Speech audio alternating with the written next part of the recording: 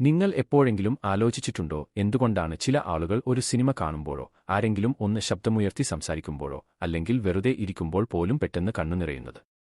ഒരുപക്ഷേ നിങ്ങൾ അത്തരത്തിലുള്ള ഒരാളായിരിക്കാം.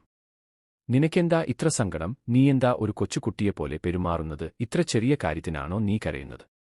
ഇത്തരം ചോദ്യങ്ങൾ ഒരുപക്ഷേ നിങ്ങളുടെ ജീവിതത്തിന്റെ ഭാഗമായിട്ടുണ്ടാകാം. പലപ്പോഴും മറ്റുള്ളവർ നിങ്ങളെ ദുർബലൻ എന്നോ അമിതമായി വികാരജീവിയായവൻ എന്നോ വിളിക്കാറുണ്ടാകും. എന്നാൽ സത്യം എന്താണെന്ന് നിങ്ങൾക്കറിയാമോ?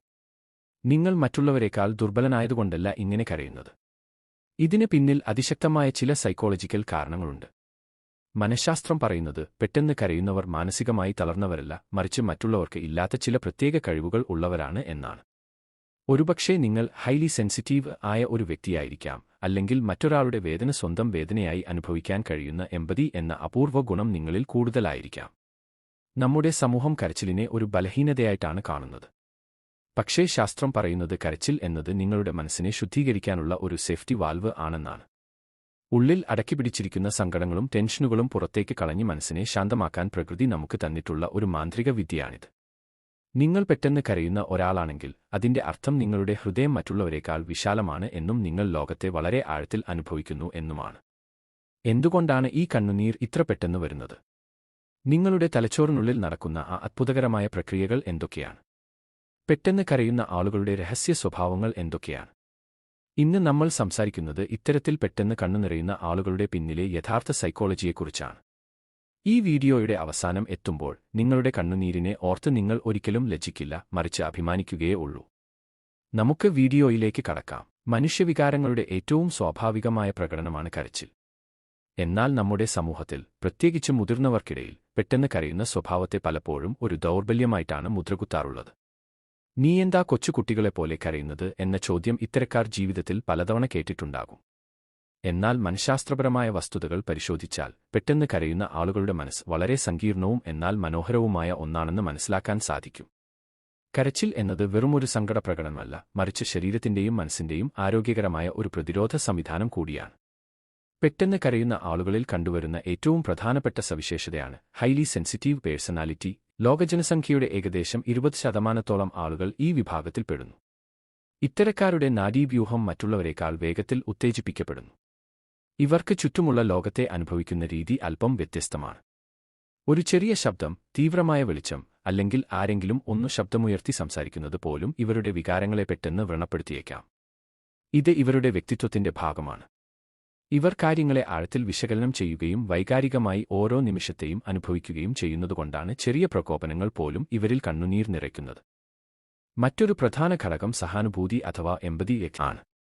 മറ്റൊരാളുടെ വേദനയോ സങ്കടമോ സ്വന്തം വേദനയായി അനുഭവിക്കാൻ കഴിയുന്ന അപൂർവമായ ഗുണമാണിത്.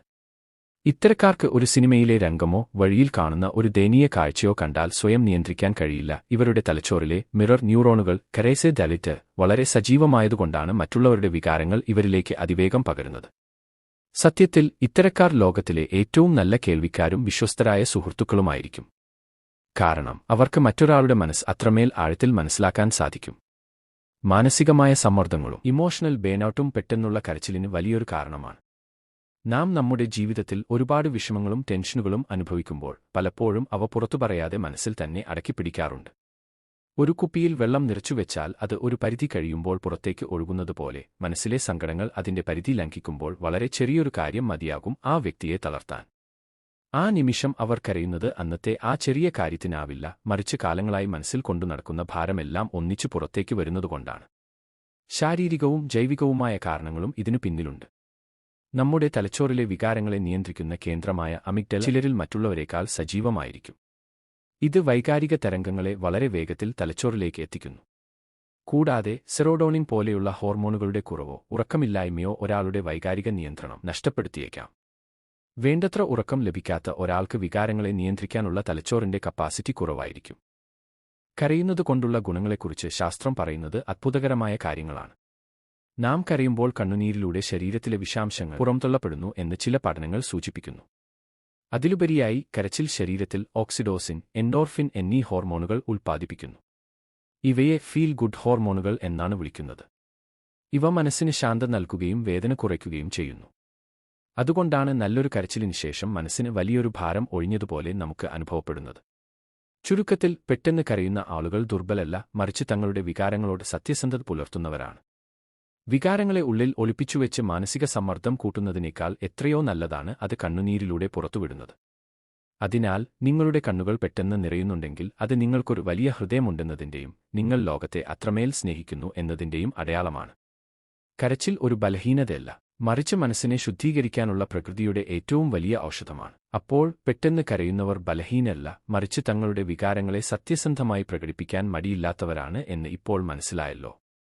ഈ വീഡിയോ നിങ്ങൾക്ക് ഉപകാരപ്പെട്ടുവെങ്കിൽ തീർച്ചയായും ലൈക്ക് ചെയ്യുക. നിങ്ങളുടെ കൂട്ടത്തിലോ പരിചയത്തിലോ ഇതുപോലെ പെട്ടെന്ന് കണ്ണുനിറയുന്ന ആരെങ്കിലുമുണ്ടെങ്കിൽ അവർക്ക് ഈ വീഡിയോ ഷെയർ ചെയ്തു നൽകൂ. സൈക്കോളജി സംബന്ധമായ കൂടുതൽ അറിവുകൾക്കായി ഈ ചാനൽ സബ്സ്ക്രൈബ് ചെയ്യാൻ മറക്കരുത്. അടുത്ത വീഡിയോയിൽ മറ്റൊരു പ്രധാന വിഷയവുമായി വീണ്ടും കാണാം.